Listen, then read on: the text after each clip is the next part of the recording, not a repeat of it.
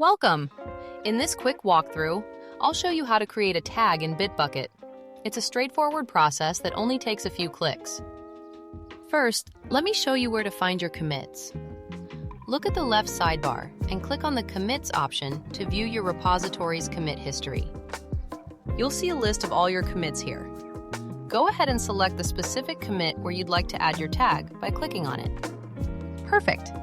With the commit open, take a look at the right sidebar. You'll notice a Details section with a Create Tag button. Go ahead and click that. A dialog will appear asking for your tag details. Simply type in whatever name you'd like for your tag, and optionally add a description to help you remember what it's for. When you're happy with your tag name and description, just click the Create Tag button to finalize it. And there you have it!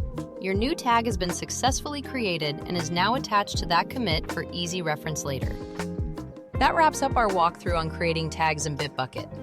Feel free to run through this again anytime you need a refresher.